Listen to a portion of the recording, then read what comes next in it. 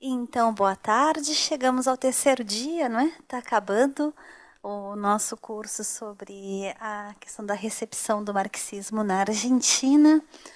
Eu passo imediatamente, então, a palavra para o professor Horácio Tarcos e seguimos aquele mesmo esquema dos 2 outros dias. Fazemos uma exposição de 1 hora e depois um intervalinho e passamos a palavra para o público. Uma boa palestra, muito obrigada. Muchas gracias, Marisa. El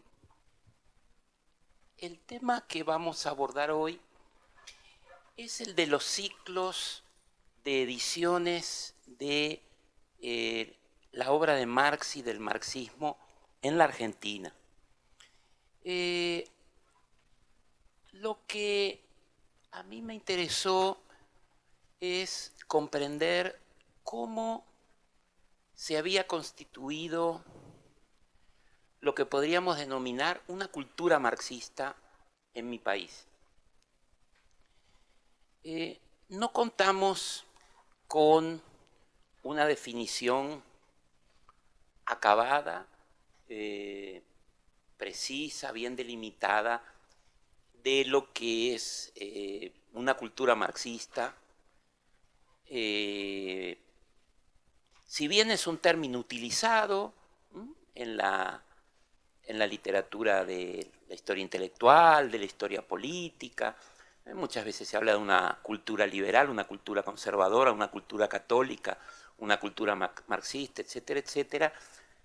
Son nociones más utilizadas que definidas y conceptualizadas. Encontramos, por ejemplo, muchas referencias en la historia del marxismo español, en la que diversos autores coinciden en que, a pesar del carácter temprano, intenso y extendido de las luchas sociales y políticas en España, España no tuvo una cultura marxista fuerte. Otros autores que suelen hacer un gran esfuerzo de conceptualización, como el propio Perry Anderson, en el célebre texto publicado, conocido como La cultura represiva, ese texto tan autocrítico de la cultura política británica, habla también de la pobreza de la cultura marxista en su país. Él dice que, en contraposición a la riqueza de la tradición historiográfica, afirma que Gran Bretaña no dio un marxista teórico del calibre de un Gramsci, de un Lukács, de un de la Volpe, de un Henri Lefebvre, de un Ernst Bloch, de un Benjamin, de un Adorno. Si bien la tesis es discutible, de hecho muchos autores han respondido, el propio Pete Thompson, bastante indignados con las tesis provocativas del joven Anderson. Lo que nos interesa aquí es la idea que subyace a la pobreza de una cultura marxista. Aquí él se refiere a una cultura teórica que implica no solamente una serie de traducciones, ediciones de clásicos del marxismo, sino que él dice explícitamente una producción teórica con una voluntad hegemónica tal que esa cultura marxista sea parte de la cultura nacional, sea reconocida como parte. O sea, está pensando en culturas marxistas que desafían la cultura oficial o que desafían otras tradiciones y que las tradiciones hegemónicas se ven obligadas a responder, a neutralizar, a oponerse, a dejarse influir, a influir en, ¿no? O sea, si pensamos en que hay grandes contradictores del marxismo en otras culturas nacionales, justamente es porque el marxismo representaba un desafío no solamente en el terreno de la organización político-gremial, sino que representaba también un desafío como teoría. De modo que hablar de cultura marxista, hablar de la formación de una cultura marxista, de un despliegue, eventualmente de un declive, de un ocaso, de un carácter residual, de un carácter hegemónico, contrahegemónico, bueno, por utilizar las clásicas categorías williamsianas, nos remite a múltiples dimensiones, ¿no? Es decir, nos hace pensar no solamente en la influencia sobre los partidos y los movimientos sociales, sino también su impacto en el campo intelectual, su impacto en el campo académico, la relación con las tradiciones dominantes. O sea, estamos ante un universo muy difícil de reducir a unas pocas variables.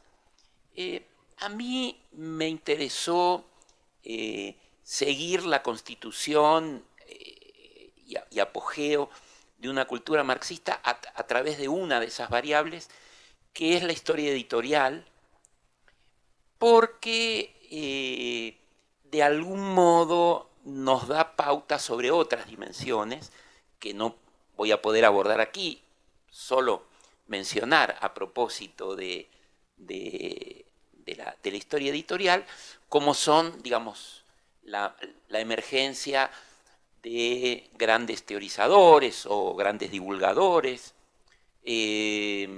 como la emergencia de revistas que funcionan como verdaderos nodos de articulación de grupos a nivel nacional y a nivel continental o a nivel internacional, ¿no? Digamos, un modo de ver la constitución de una cultura marxista en un país tiene que ver con la aparición de revistas, digamos, de cultura marxista en un sentido fuerte. No me refiero a un periódico que toma a Marx o al marxismo como una referencia próxima o inmediata, sino que me refiero a, pienso en esas revistas que han traducido textos de Marx y de los marxistas clásicos, de los marxistas contemporáneos, que producen sus propios textos, que reseñan, que interpretan, que prologan, que anotan, que discuten, que se involucran en la querella entre los marxismos, que interpretan la propia realidad nacional o continental a partir de una óptica marxista. Bueno, cualquiera de estas vertientes, digo, seguir la historia de las revistas, seguir la producción de los grandes intelectuales o los grandes teóricos, seguir la perspectiva de los grandes intérpretes, ¿no? Digamos, un marxismo aplicado, entre comillas, aunque las relaciones nunca son de mera aplicación, pero digo, serían opciones. Yo hoy voy a tomar un camino para poder concentrarme en esta escasa hora de exposición en la cuestión de la historia editorial. O sea, ¿quién edita? ¿Por qué selecciona? ¿Cómo edita? ¿Con qué paratexto? ¿Con qué prólogos?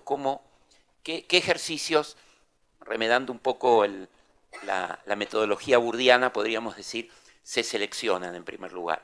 En segundo, ¿qué operaciones de marcado, de grifé, opera el traductor, el editor, el director de colección, con las solapas, con los prólogos, con las imágenes, con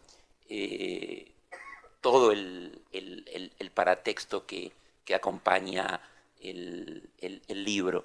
Y en cierta medida evaluar, aunque escapa a los marcos de esta breve presentación, el proceso de recepción. ¿Qué lecturas, qué efectos en el público, qué efectos en la crítica, qué reseñas, qué visibilidad alcanzaron esas editoriales y esas colecciones?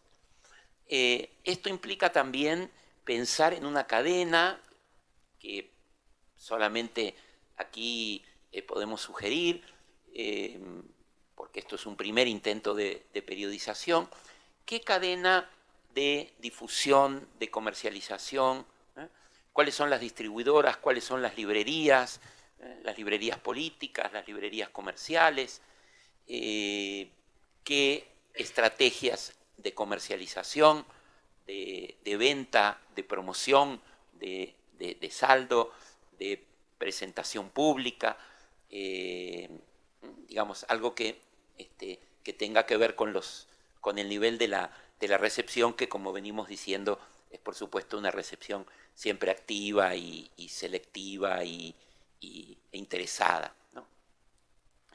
Bueno, cada uno de estos momentos implica la recomposición de un cierto canon, ¿no?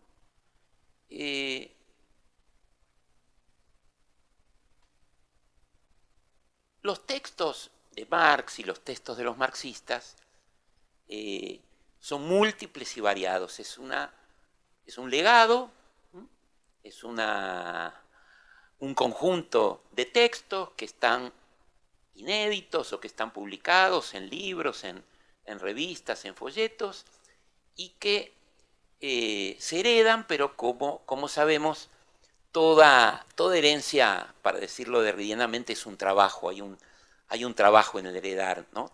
Tampoco hay una recepción pasiva. Heredar implica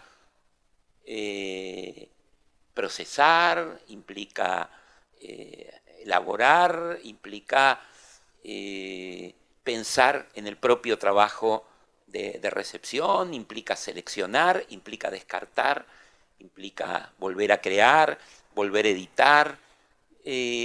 O sea, son múltiples las operaciones que podemos hacer a partir de un legado, a partir de una herencia, ¿no? Una biblioteca, un archivo, un corpus textual.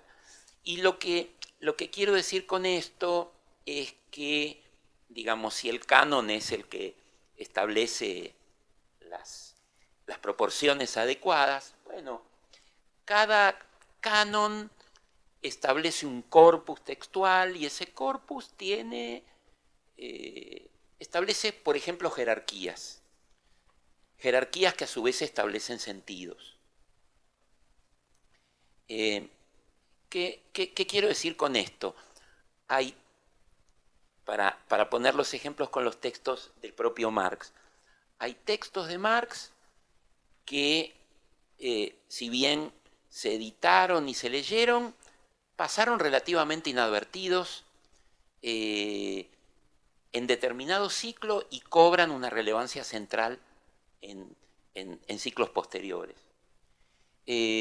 Pienso, por ejemplo, en los manuscritos económico-filosóficos, que van a constituir, por ejemplo, un texto central en el marxismo occidental, sobre todo en aquellas vertientes de la nueva izquierda que van a intentar recuperar un humanismo socialista en contra del canon establecido por la ortodoxia comunista. O sea, hay textos que los propios comunistas editan, pero editan por una suerte de fidelidad casi bíblica a los padres fundadores, no en las obras de Marx, sino casi prácticamente en los anexos de las viejas mega, y el descubrimiento de esos textos luego es tomado por otras corrientes para volverlo en contra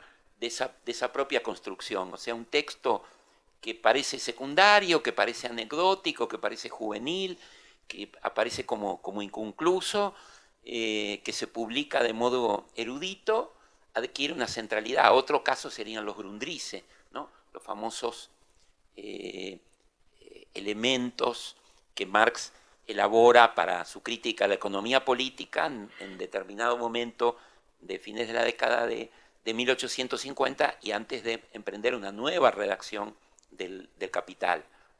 digamos, estos textos se publican tempranamente, pero recién con la recuperación de autores como Rozdolsky, bueno, y otros intérpretes, adquieren una centralidad que, por ejemplo, no tenían en la constitución del canon y, por lo tanto, del corpus textual de los comunistas o previamente de los socialistas. Al mismo tiempo, textos que son canónicos en determinado momento quedan por momentos desplazados, olvidados y son recuperados luego. De modo que estos momentos implican recomposiciones e implican resignificaciones, ¿no? Son distintos marxismos. Y cuando digo momentos, no digo etapas. ¿Por qué? Porque si distinguimos entre el momento de la edición socialista, el momento de la edición comunista y el momento de la nueva izquierda, no queremos decir que cuando emerge el ciclo comunista, los socialistas dejan de publicar.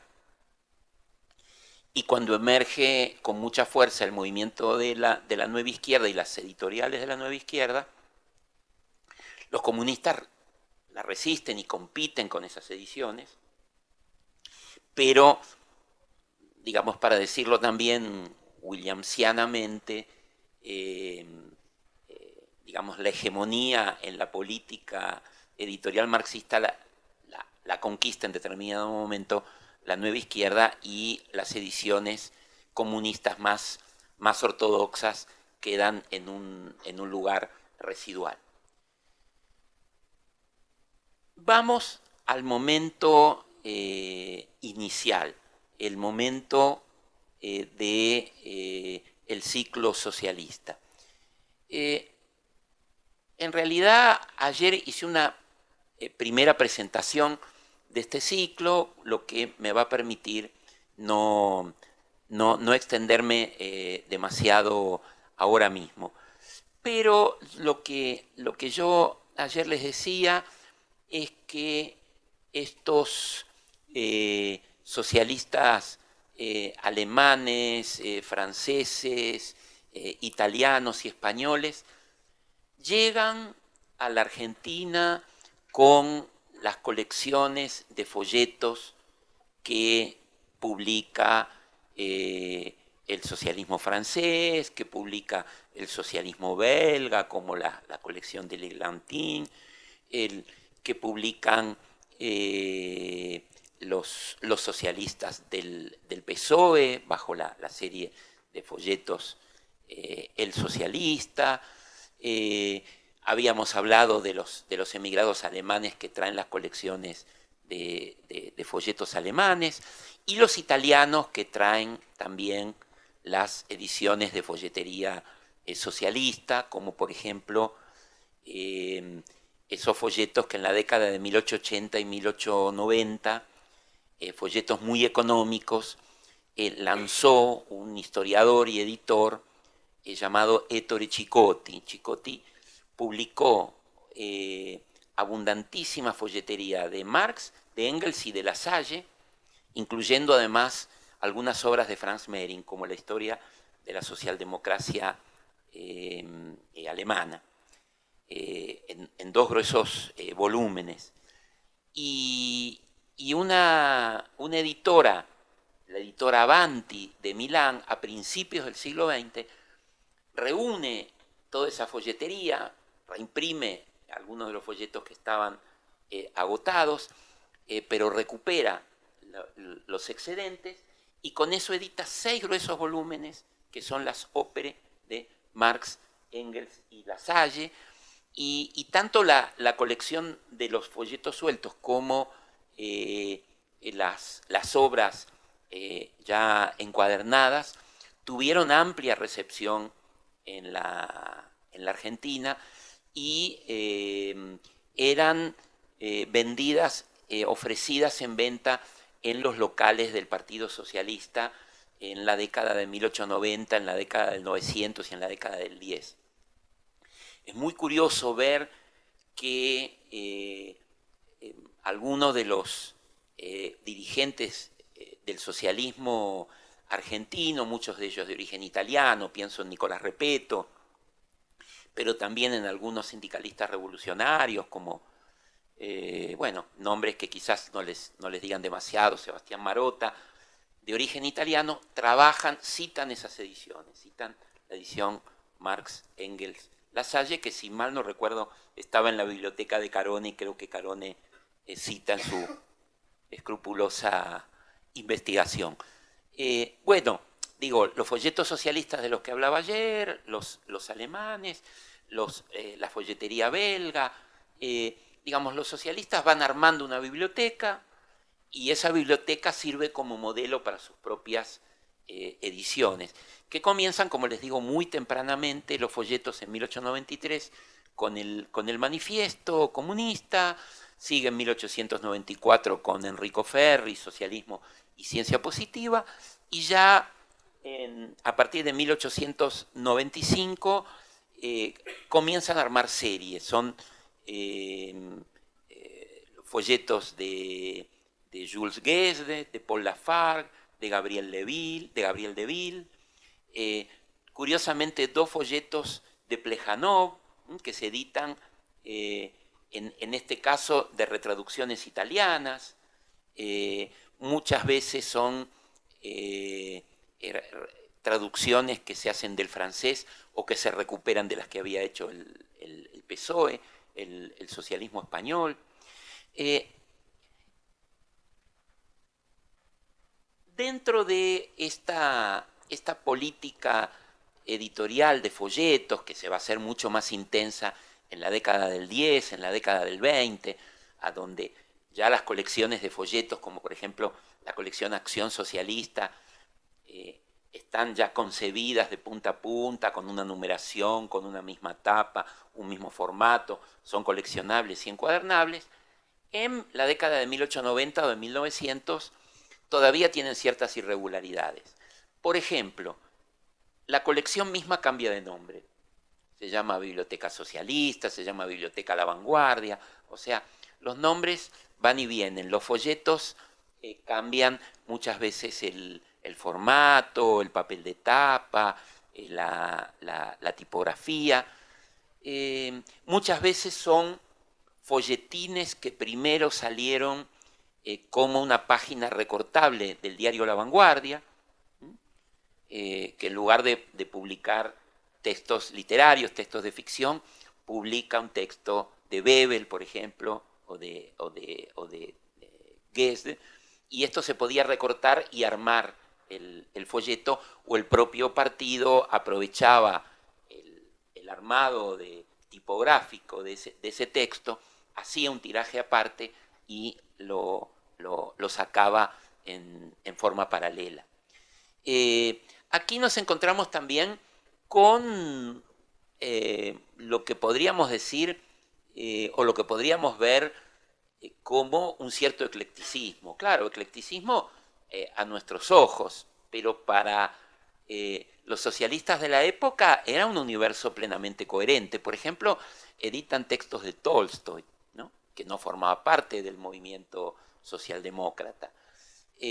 Aparece textos de Ferri, que bueno, Ferri adhiere al socialismo, su carácter, el carácter ultrapositivista de su socialismo, o el hecho de que después se haya adherido al fascismo, no implica que en este momento sea un intelectual y científico reconocido dentro del socialismo. Y la operación de asociación entre Marx y Darwin, y bueno, está avalada en cierto modo por el propio Engels, ¿no?, por el discurso ante la tumba de Marx, y por las operaciones del propio Kautsky, ¿no?, que él mismo narra que llega al marxismo a través del estudio de la ciencia, ¿no? Primero lee a Darwin y luego a Marx. De modo que, si bien es una forma extrema de cientificación de Marx, bueno, esto formaba parte del universo socialista argentino e internacional. En 1900, con el siglo, la editorial La Vanguardia, que editaba el periódico, La Vanguardia, que era el periódico del Partido Socialista, comienza la edición de libros. Pero son escasos los libros de los clásicos internacionales del marxismo. Más bien publica a los autores locales, o sea, promueve a sus diputados, sus senadores, sus escritores, sus figuras políticas. De cualquier modo, como comentaba ayer o antes de ayer, un texto como la conferencia de Marx sobre el libre cambio va a ser un texto muy editado por los socialistas porque tiene que ver con las posturas librecambistas de Juan B. Justo y del propio partido, contrarios al proteccionismo, porque consideraba que el proteccionismo aumentaba el precio de los productos de la canasta familiar. Y el propio Capital, que se edita en Buenos Aires en 1918, es la segunda edición de la traducción que había hecho Juan B. Justo, que como contábamos ayer, se había publicado en España en 1898. Cuando esta edición tarda tantos años en agotarse, finalmente se reimprime en Buenos Aires por una editorial independiente, Marinoni, vinculada al Partido Comunista. Era el dueño de una imprenta que se llamaba Marinoni, igual que la máquina de la imprenta misma, y bueno, y va a lanzar distintos folletos, un texto incluso de Sombart, varios textos de Guess, de Lafargue, de Bebel, ¿no? La mujer, el famoso texto de Bebel del que hablábamos ayer, que era un bestseller en toda Europa, también se reimprime en España y también se reedita en Buenos Aires y tiene amplia circulación. En la década del 10, en la década del 20 y sobre todo en la década del 30, se expande esta folletería, pero el Partido Socialista Argentino nunca va a desarrollar una política editorial de clásicos del marxismo con regularidad. Más bien se da una política de edición de folletos, ¿no? Con la excepción del esfuerzo que significaba hacer El Capital, que se vuelve a editar 2 veces más en la década del 30, en la década del 40. La orientación del partido es una orientación de pequeños folletos. En la década del 30 y del 40 lanza casi un centenar de folletos, creo que son exactamente 76 folletos, de una pequeña biblioteca socialista, llamada el Pequeño Libro Socialista. El modelo proviene de los Estados Unidos, de principios de siglo, a donde se publicaba, ¿no? un pequeño libro socialista, e inclusive se traducen muchos de los textos de los socialistas estadounidenses, mezclados con algunos breves textos de Marx y de clásicos del socialismo francés, y mezclados con algunos textos de los socialistas argentinos, Juan B. Justo, Alfredo Palacios, etcétera, etcétera. Llevado esta colección, editada orgánicamente por el partido, por la editorial La Vanguardia, y dirigida por uno de sus editores más activos, llamado Rómulo Bogliolo, ¿no? Paralelamente, algunos emprendimientos de casas socialistas vinculadas al partido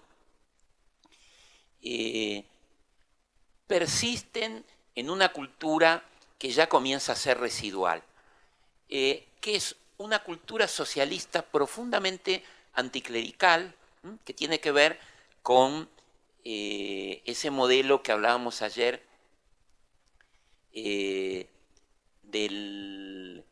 libre pensador. Digamos, todavía hay un socialismo libre pensador que se empeña en publicar los viejos textos contra la Iglesia, contra el Vaticano, el papado, los mitos de la Biblia, ¿no? Y se alterna con la la publicación de algunos textos socialistas o marxistas, como los escritos de Marx y Engels sobre la religión, por ejemplo. Esto aparece en una colección cuyo nombre es suficientemente elocuente, se llama Biblioteca Racionalista Francisco Bilbao. Bilbao fue un pensador muy singular chileno, pero que vivió un tiempo en el Perú y otro tiempo en la Argentina, murió en la Argentina, y es como la encarnación del libre pensador romántico, ¿no? O sea que tenemos una política muy amplia, tomada en parte por el libre pensamiento, por la reproducción de las ediciones británicas, Estados Unidos, España, Italia, una selección que responde más que a una política continua a distintos impulsos, a distintas iniciativas de figuras del socialismo vinculadas al partido, pero que no emprende orgánicamente el propio partido, ¿no? Como la colección Acción Socialista de Marinoni, como la Biblioteca Francisco Bilbao del doctor Ángel Jiménez. Por lo tanto, cuando surge el ala izquierda que va a constituir el Partido Comunista a inicios de 1918, ¿no? Pero a la izquierda comienza a configurarse en los años de la Primera Guerra, alcanza un perfil mucho más nítido en 1917, rompe con el partido a fines del 17 y crea el nuevo partido en enero del 18. Digo, esta izquierda socialista le recrimina al Partido Socialista una relación muy laxa con la teoría, con las publicaciones de Marx y los clásicos del marxismo, y sobre todo recrimina al principal líder del socialismo argentino una suerte de perspectiva antiteórica.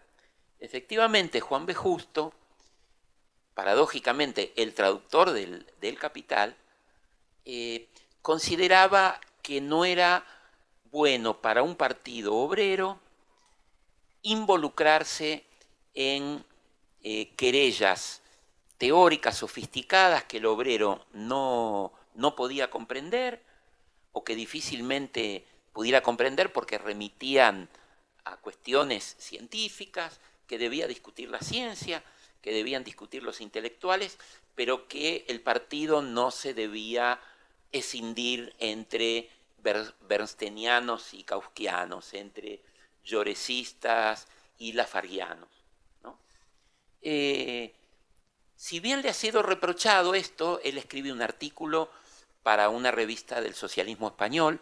El artículo se llamaba El realismo ingenuo. Él, que no era un hombre ingenuo, era un socialista que leía en muchos idiomas y que encontramos en piezas de su correspondencia lecturas filosóficas sorprendentes, consideraba que por el bien del partido había que evitar este tipo de querellas en la prensa y en la política editorial. Bueno, el ciclo comunista argentino responde un poco a los parámetros del ciclo editor comunista a nivel mundial. O sea, la política sistemática de edición sostenida, masiva, comienza en este momento. Digamos, estos textos de un socialismo más sentimental a la Edmundo de Amici, Corazón, ya no van a tener lugar. Tolstoy no va a tener lugar. El Gesde colectivista, premarxista que publicaban los socialistas, tampoco. ¿Qué hacen estos protocomunistas, enseguida comunistas? Todavía no se llaman comunistas, ¿no? Se van a llamar comunistas recién a partir de la aceptación de las 21 condiciones que pone la Internacional para aceptar las secciones. Bueno, comienzan editando los textos de los bolcheviques. Hay un caso sorprendente que es un imprentero italiano que era militante del Partido Socialista y que se va a pasar a las filas del comunismo, Revolución Rusa mediante, que edita ya en 1918 la Constitución de la República Federativa Soviética. O sea, con diferencia de unos pocos meses, llega a sus manos el texto ruso y seguramente, no sabemos quién, algunos de los miles de emigrados rusos que había en el Buenos Aires de 1918, traduce este texto y se publica en forma inmediata. Y con el entusiasmo, con una tapa que habla del triunfo del maximalismo, ¿no? Como se decía en la época, los bolcheviques, ¿no? Con SH se translitera a los autores de diversos modos. Como decíamos el otro día, Lenin muchas veces se traduce del francés, entonces aparece escrito Lenine con la E final, que los franceses le agregan para poder decir Lenin. Aparece como Nicolás, porque la N, como sabemos, se le atribuyó un Nicolás que él efectivamente no utilizaba, aunque era el segundo nombre de su padre y el nombre de su abuelo, no era una atribución tan descabellada. Trotsky, también transliterado de modos más diversos, con Y, con I latina, con Z. Bueno, aparecen estos primeros folletos de los que habla Carone. Primero dos editoriales. La primera, Documentos del Progreso, que no era una editorial del partido, era una editorial independiente que lanzan unos jóvenes socialistas de izquierda, influidos por la revolución, y que publican un quincenario que se llama igualmente Documentos del Progreso y sacan una serie de folletos de Lenin, de Trotsky, de Bukharin, sobre todo respondiendo a esa pregunta inquietante que también nos plantea Brandao en sus memorias. ¿Qué era el bolchevismo? ¿No? ¿Quiénes eran? ¿Quién era Lenin? ¿Quién era Trotsky? ¿Quiénes son los que toman el poder? ¿Qué era el partido bolchevique? ¿No? Dice Brandao, que se lanza a las librerías y busca en los diarios y busca en las revistas. Efectivamente hay un afán por saber quiénes eran, qué pensaban. Bueno, llegan folletos a través de Francia, a través de España, y acá se crea este equipo que produce sus propias traducciones, ¿no? Había que hacer un quincenario de 20 y pico o 32 páginas con textos de actualidad, con textos de los propios bolcheviques.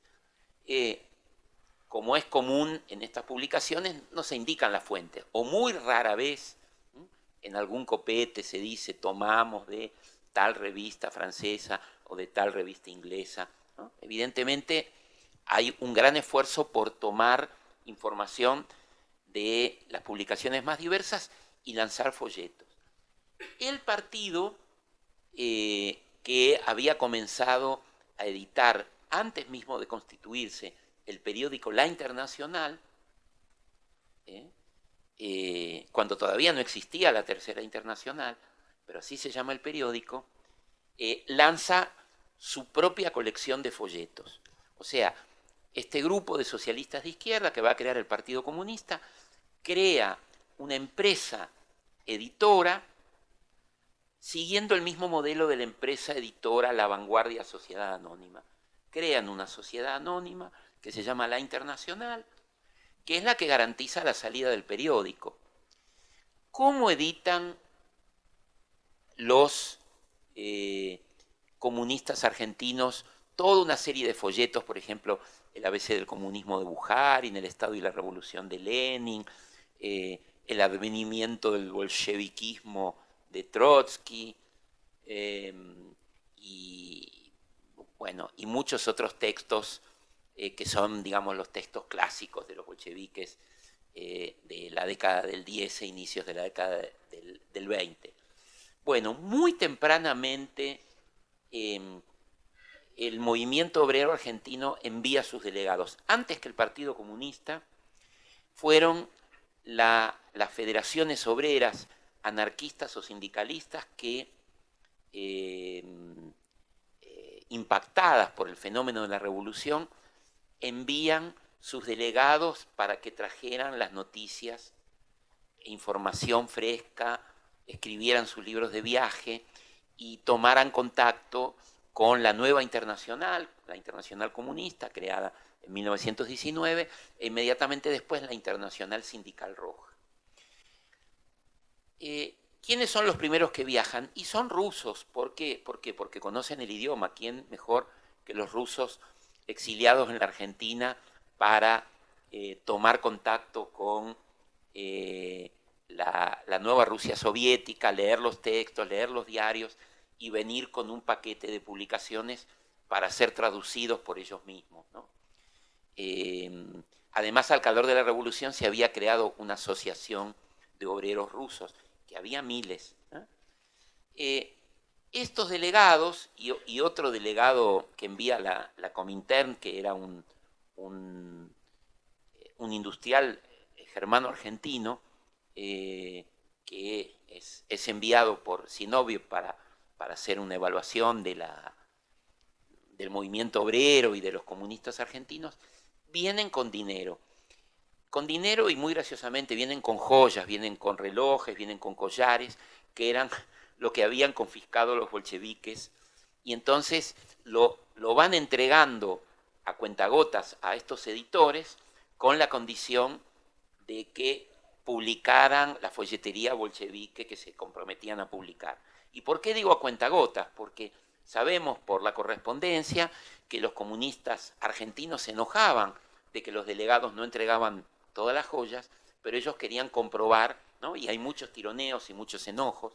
Por ejemplo, los comunistas argentinos demoran en publicar El imperialismo, etapa superior del capitalismo, y deciden, para trasladarse en una ciudad relativamente grande, a donde ellos eran muy pocos, deciden comprar un automóvil. Y esto fue un escándalo, y uno de estos delegados informa a la Internacional que estos argentinos eran unos irresponsables que se demoraban en la publicación de los folletos. Bueno, más allá de esto, que nos retrata un poco la época, los bolcheviques, las confiscaciones, la venta de los collares y los relojes, y que nos pinta un poco pintorescamente este oro de Moscú, entre comillas. Bueno, hay una profusión de folletería bolchevique, todavía no del marxismo clásico, eso comienza inmediatamente después. Acá había que responder a esta demanda de qué era la Revolución Rusa, qué era el comunismo, qué era la Internacional. Y son esos folletos de los que nos habla Brandao y que reseña atentamente Carone, ¿no? Dice, leíamos, digamos, los brasileños leíamos la folletería que venía de Francia o la que se publicaba en Argentina y en el Uruguay. En el Uruguay también se crea muy prontamente un partido comunista. En parte intervienen mucho en la creación de ese partido los argentinos que viajan y de algún modo lo tutelan a este partido como una suerte de hermano menor, lo que va a generar rispideces en diversos momentos. Hay una edición de folletería en Montevideo que se hace mucho más intensa cuando se produce en 1930 un golpe militar en la Argentina y hay en Uruguay condiciones mucho más libres para editar. La revista del Buró Sudamericano de la Internacional Comunista, que se empezó a editar en Buenos Aires, se sigue editando en Montevideo a partir de entonces. Y ahí hay distintas etapas en la folletería comunista oficial. Los comunistas rusos soviéticos deciden prestarle atención, centralizarlo a través de una comisión de propaganda comunista, luego a través de la propia Internacional, se articula en determinado momento a través del editorial Europa América, o sea, hay nombres sucesivos, pero digamos la política editorial es una política siempre centrada en la edición de los textos bolcheviques, los documentos de la Internacional Comunista, Lenin, Trotsky, bueno, Trotsky en determinado momento se deja de editar, los textos de Bukharin, las resoluciones, los plenos, los textos de Losovsky, por supuesto, porque hay una política muy activa para incorporar a los obreros sindicalistas y a los obreros anarquistas impactados por la revolución. En forma paralela comienza, sobre todo en la década del 30, a publicarse textos clásicos de Marx, alternando con textos, digamos, cominternianos, sobre todo con editoriales vinculadas al partido, pero no todavía propiamente del partido. Editoriales relativamente independientes, que toman textos españoles y que compiten con las colecciones de folletos baratos típicas de la década del 20 y de la década del 30. Estas colecciones, que ciertamente son más eclécticas, se llamaron los intelectuales, los pensadores, las grandes obras, publicaban los clásicos del marxismo y los clásicos, podríamos decir, del bolchevismo, dentro de un universo, podríamos decir, plebeyo e ilustrado. Aparece un Voltaire al lado de un Rabelais, al lado de un Tolstoy, de pronto aparece ahí Miseria de la Filosofía, otro es el ABC del comunismo, y luego La Sociedad Comunista de Anatole France, y luego un texto de Henri Barbusse, seguido de un texto de Trotsky, y a continuación un texto de Bakunin, o un texto de Reclus, o de Rafael Barret. O sea, estas colecciones no tienen un carácter estrictamente doctrinario, tampoco son estrictamente comerciales, están a mitad de caballo entre una voluntad, no digamos comercial, pero que sí con la venta se sostenga el proyecto editorial, y indudablemente hay una voluntad política, a donde una novela o un fragmento de Víctor Hugo hace sistema con un texto de Lenin o con un texto de Marx. Las editoriales comunistas más orgánicamente publican los textos de Marx y los marxistas clásicos a partir de la década del 30. Surge primero como una editorial orgánica Problemas, Editorial Problemas.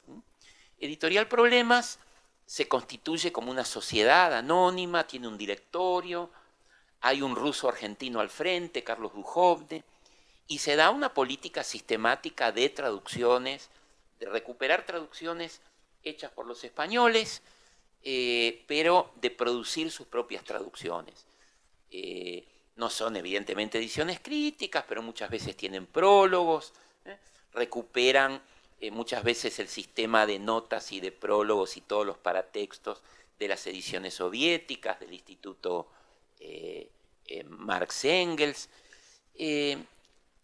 y como se da un conflicto entre la dirección del partido y Duhovne en la década del 40, a donde Duhovne se convierte en un disidente, lo que era un problema porque era el representante legal del partido, los comunistas deciden crear sociedades anónimas a donde no hay un director, y montan un aparato editorial probablemente el mayor de América Latina, incluso superior al mexicano, que también fue importante, pero fue, digamos, más irregular por las vicisitudes del Partido Comunista Mexicano, con múltiples editoriales que a su vez estaban centralizadas políticamente para no superponerse. Estas editoriales, que también cita Carone, y alguna vez me testimoniaba personalmente Leandro Conder, que se había formado leyendo inicialmente en estas ediciones. Yo le preguntaba por qué hablaba tan bien el español y me decía porque me formé leyendo en estos textos que todavía no estaban traducidos al portugués. Bueno, editorial Anteo, editorial Cartago, editorial Estudios, y todo un conjunto de editoriales que eran orgánicas del partido, que recibían apoyo de la Unión Soviética, que hacían tirajes de 5.000, 10.000 ejemplares, que editaban, además de libros como, no sé, La dialéctica de la naturaleza, Materialismo y empiriocriticismo, digamos, volúmenes del Anti-Düring, volúmenes muy gordos, y los acompañaban de una pequeña biblioteca marxista-leninista, que toma el modelo de los franceses, de los italianos, con ediciones muy populares, eran muy, muy económicas, y quizás el punto más alto, más ambicioso del proyecto editorial comunista fue la publicación de los 44 tomos de las obras de Lenin, que se publican en Buenos Aires a lo largo de varios años, y como se publican en la década del 40, inicios de la década del 50, antes del informe de Khrushchev, una vez que se comienza el proceso de desestalinización, se hace una segunda edición que responde a la nueva edición soviética de las obras de Lenin, a donde se reponen los textos de Lenin que habían sido excluidos en el periodo stalinista. Entonces, digo, es un esfuerzo editorial gigantesco de publicar 2 veces, ¿no?, que no era una reimpresión. La edición cubana de Ciencias Sociales y la edición madrileña de ACAL son reproducción fotográfica de la edición argentina, si ustedes la ven con atención. Publicaron una edición, los comunistas, de las obras de Marx y Engels, en 16 tomos. En realidad primero fueron publicando en forma autónoma y luego aprovecharon esas traducciones y esas ediciones. Muchas veces simplemente se reentapaba un volumen, otras veces se reimprimía, se le ponía a toda la colección la misma tapa y aparecía como obras escogidas de Marx y Engels, siempre tomadas sobre la base de las ediciones del Instituto Marx Engels Lenin. Y lo curioso de este momento es que este aparato editorial, que publicaba además literatura soviética, publicaba los propios comunistas argentinos, publicaba algo de los comunistas también latinoamericanos, digamos, además de las obras de Lenin o de Stalin, publica un volumen, por ejemplo, se publica un volumen de documentos de Prestes, se publican textos del uruguayo Rodney Arizmendi, bueno, textos, por supuesto, cedidos por Pablo Neruda. Hay mucha literatura de los comunistas franceses, Aragón y compañía, muchísima literatura rusa, ensayistas rusos, libros más de propaganda soviética en el periodo de la Guerra Fría. Llegan los libros soviéticos que se distribuyen, pero muchos se reimprimen. Algunos llegan a través de las traducciones de lenguas extranjeras, luego denominada Editorial Progreso, y se crea un sistema editorial muy grande que funciona en paralelo con editoriales comunistas independientes, como Lautaro, que lanzan militantes. Editorial Lautaro, más conocida en América Latina porque es la primera que traduce a Gramsci en el mundo, antes que a cualquier otro idioma se traduce al español a partir de 1950 los cuadernos de la cárcel, a pocos años de la aparición de los cuaderni en italiano. También se publica, por supuesto, en estas colecciones a Henri Lefebvre, a Roger Garaudy, junto con clásicos del pensamiento, inclusive del pensamiento ilustrado, digamos, sobre todo. Editorial Futuro, que dirige Raúl Larra, y a donde se publica, yo les contaba ayer, muchas obras de Jorge Amado, a donde se publica la historia económica del Brasil de Cayo Prado Jr. Bueno, todo este sistema de editoriales orgánicas del partido y de las editoriales independientes, tiene un sistema de centralización política. Un sistema de centralización, de acuerdo para ver lo que se va a editar, un sistema de crédito, un sistema de división del trabajo y un sistema de comercialización unificado. ¿Qué quiere decir? Que los comunistas argentinos organizan muy tempranamente, ya en el periodo de posguerra, un sistema de venta a domicilio. Llegan a tener más de 100 agentes que van a los domicilios a vender con sus portafolios y hacer ofertas a los militantes y a los compañeros de ruta y a todos aquellos que les proporcionaran direcciones. ¿Por qué este sistema? Porque el carácter periódicamente ilegal del partido hacía que el aparato debiera funcionar, debiera tener diversas imprentas no con nombres comunistas, sino con nombres anodinos, que trabajaran también para otras editoriales, para disimular la producción de obras comunistas, y que hubiera una regularidad en las ventas. Cuando se cerraban las librerías específicamente comunistas, había un sistema de ventas que los comunistas argentinos intentaron implementar en otros países latinoamericanos y que en la década del 70 llegaron a articular con otras editoriales del continente. Según el testimonio que yo pude recoger del responsable político del sistema intereditorial comunista, él viajaba muy frecuentemente a México, a Cuba, y se había armado un sistema de intercambios, ¿no? Por supuesto con el Uruguay, a donde el partido tenía la editorial Pueblos Unidos, el Partido Comunista cubano, PCP, en determinado momento tenía la editorial Páginas, los comunistas mexicanos tenían las ediciones de Navarro, las ediciones de Cultura Popular, y había un sistema de intercambio de títulos, muchas veces para no superponerse.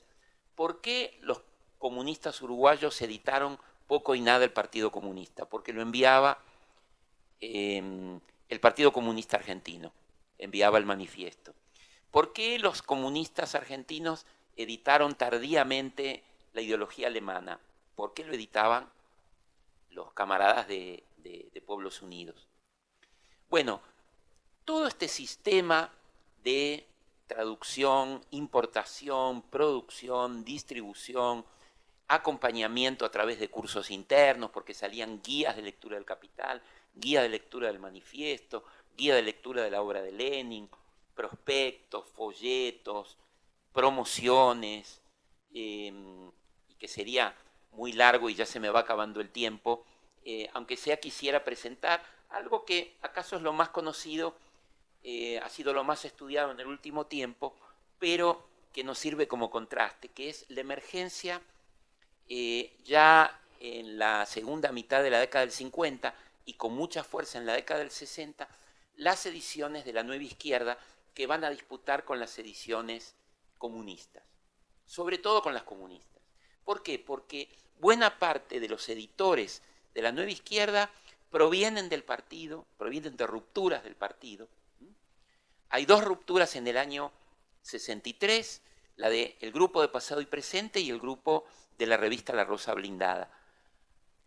Los dos grupos que editan las revistas de estos mismos nombres van a lanzar sus propias editoriales. Casi todos ellos se van a convertir en editores.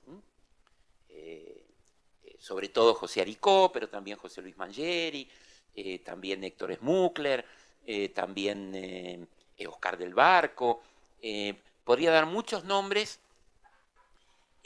pero me detengo en estos que quizás son pueden ser los más conocidos, porque van a montar a partir de, sobre todo del año 63, proyectos editoriales de una continuidad y de una envergadura extraordinaria. Quizás lo más conocido, digo, sea lo de pasado y presente. 98 cuadernos de pasado y presente publicados entre 1968 y 1983. Y casi un centenar de libros de la Biblioteca de Cultura Socialista de la editorial Siglo XXI. Obra en gran medida del propio Aricó. La editorial Caldén, que dirigió Oscar del Barco y que continuó en México a partir de una colección de clásicos y contemporáneos del marxismo que publicaba la Universidad de Puebla, sería otro ejemplo. Alguno de los hitos de este ciclo es la edición crítica del Capital y la edición crítica de los Grundrisse, la publicación del capítulo sexto inédito del Capital, todas obras editadas en Buenos Aires entre fines de los años 60 y comienzos de los años 70, interrumpidas por el golpe militar. El Capital comienza a imprimirse en Buenos Aires y se termina de imprimir en Madrid y en México, porque la editorial es asaltada por la fuerza de seguridad. Otro hito es la publicación de la correspondencia de Marx con Danielson y los populistas rusos, que es un esfuerzo editorial importante, con traducciones del ruso. O sea, comienza en este momento un ciclo de ediciones cuidadas, ediciones críticas o que se aproximan a lo que es una edición crítica, a donde se indican las fuentes, está el nombre de los traductores, tienen anotaciones, se comienza a traducir del idioma original. Los primeros cuadernos de pasado y presente denotan algo de arrastre de las antiguas políticas. O sea, muchos de los cuadernos de pasado y presente son reediciones de las ediciones que hacían los republicanos españoles a través de la editorial Zenit y otras a inicios de la República y hasta el fin de la Guerra Civil. Otras son traducciones de Masperó o de Gallimard, y en muchos casos, a medida que se afianza el proyecto editorial, es producción del propio Aricó o del propio equipo editor. Por ejemplo, el primer libro de Pulanzas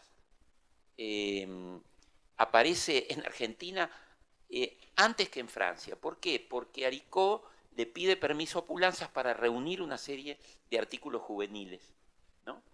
Digamos, un ejemplo de un libro que se convierte en libro por la voluntad del editor, que le pide permiso al autor para reunir textos que el propio autor en su país ni siquiera había hecho.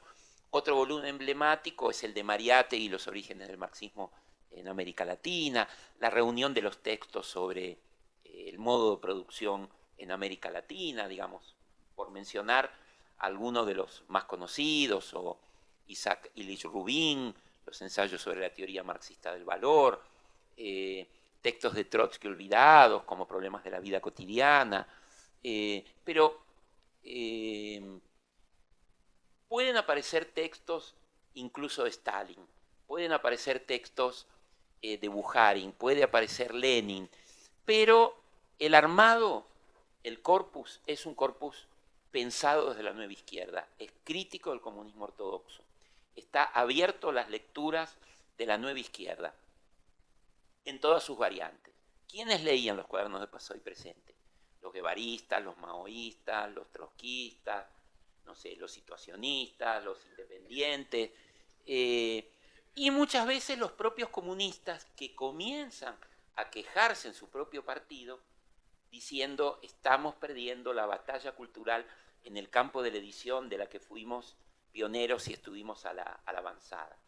Cuando sale la edición del Capital a comienzos de los años 70 sobre la base de la edición francesa para los intelectuales comunistas argentinos de mayor calibre. Esto es un bochorno, es una vergüenza. Se arma un escándalo dentro del partido.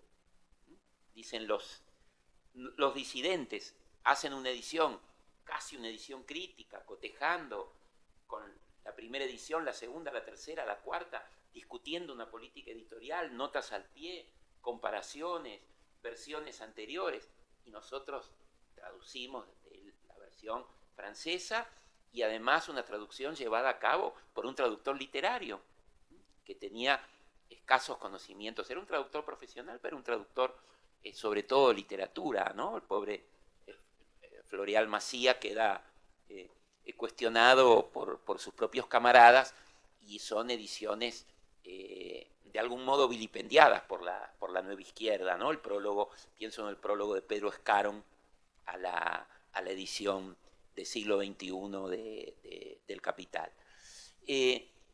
¿Cuáles son las referencias para estos nuevos editores? Y bueno, es la nueva izquierda italiana, la nueva izquierda francesa, son las ediciones de Gallimard, son las ediciones que emprenden en Italia los operaístas por un lado, Lelio Basso, el mundo del comunismo italiano, pero sobre todo el mundo de los disidentes, de donde se van a extraer las ediciones sobre las cuales se va a traducir, además de las que el propio Aricó, como digo, produce y luego son traducidas a otros idiomas.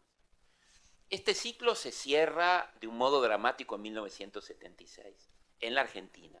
Tiene su prolongación sobre todo en la Ciudad de México, donde yo decía, Aricó continúa publicando la colección Siglo XXI al amparo, pasado y presente al amparo del editorial Siglo XXI, se pone al frente de la Biblioteca de Pensamiento Socialista, que ya existía, pero la dinamiza profundamente. Y Oscar del Barco lanza una colección importante también en la Universidad de Puebla. Entre otros ejemplos, por ejemplo, bueno, la editorial Folios, en la que también colabora Aricó con Ricardo Nudelman, que después va a ser director del Fondo de Cultura Económica, donde se publican los 2 tomos de los escritos de Karl Korsch, un Carl Schmitt con un prólogo marxista de Aricó, ¿no? Una de las primeras recuperaciones de Carl Schmitt críticamente desde una perspectiva de izquierdas, bueno, y muchos otros textos que sería largo enumerar aquí. Para concluir, porque estoy pasado del tiempo previsto, decir solamente lo siguiente. Con la transición democrática, ese impulso se ha perdido. Viene tardíamente a la Argentina el debate sobre la crisis del marxismo. El marxismo no ocupa el lugar central que había ocupado en las décadas de 1960 y 1970. Digamos, un contraste interesante con un neomarxismo que de algún modo se desarrolla en Brasil, a donde se edita la historia del marxismo de Hobsbawm, se emprende la edición de la historia del marxismo en el Brasil. Nada de esto sucede en la Argentina. Ahí hay un fuerte reflujo de la cultura marxista. El marxismo se refugia prácticamente en la universidad.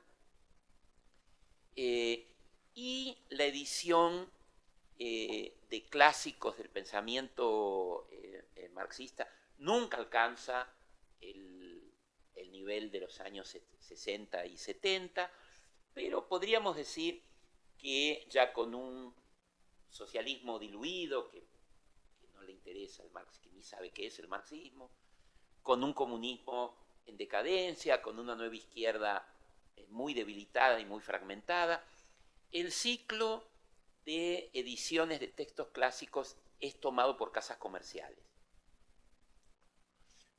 Siempre existieron casas comerciales que se montaron sobre el público lector que crearon los espacios políticos. Digamos, Editorial Aguilar de Madrid tenía una orientación para nada izquierdista y publica nada menos que el Capital. O Fondo de Cultura Económica, que no es digamos, una editorial comercial, es una editorial del Estado mexicano, digamos, continúa su política de publicación. Había publicado la historia crítica de la plusvalía, el Capital y toda una cantidad de textos. Pero digamos, o editorial Grijalbo, ¿no? Hay ejemplos múltiples de ediciones de casas comerciales, ¿no? Específicamente comerciales. Pero lo que quería señalar es que a partir de la transición democrática, el 90% de ediciones del Manifiesto Comunista, si no el 95%, tendría que tener a la vista mi cálculo porque lo hice, son ediciones comerciales. Hay un 5% de ediciones de grupos izquierdistas, pero son sobre todo casas comerciales las que toman el relevo de este tipo de ediciones. Las editoriales tradicionales, como Siglo XXI, reeditan muchos de los clásicos, pero el 90% de la biblioteca del pensamiento socialista está agotada. El 100% de los cuadernos de pasado y presente están agotados. Hay pequeñas editoriales militantes emergentes, son muy interesantes, no quiero desconocerlas, todos nos nutrimos de esas ediciones, pero quiero decir, son solamente ediciones emergentes. Si hay un cuarto ciclo, es un ciclo comercial. Marx y el marxismo se mantiene una cultura marxista, podríamos decir, residual. Ya no se edita Lenin, pero se sigue editando Gramsci. Ya no se edita Bukharin, pero se edita Benjamin, que es un redescubrimiento, digamos, relativamente tardío de una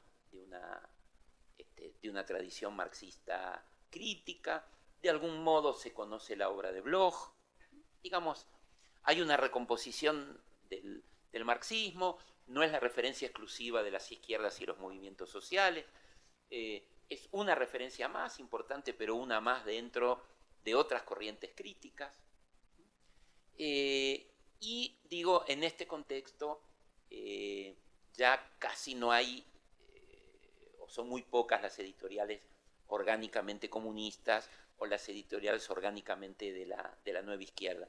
Si hoy buscamos los clásicos del marxismo en las librerías, son las editoriales comerciales que tomaron el relevo o estas pequeñas editoriales que de algún modo tienen a Aricó como referente cuando allá en la década del 60 principió editando estos cuidados volúmenes de pasado y presente. Perdón por la extensión, muchas gracias.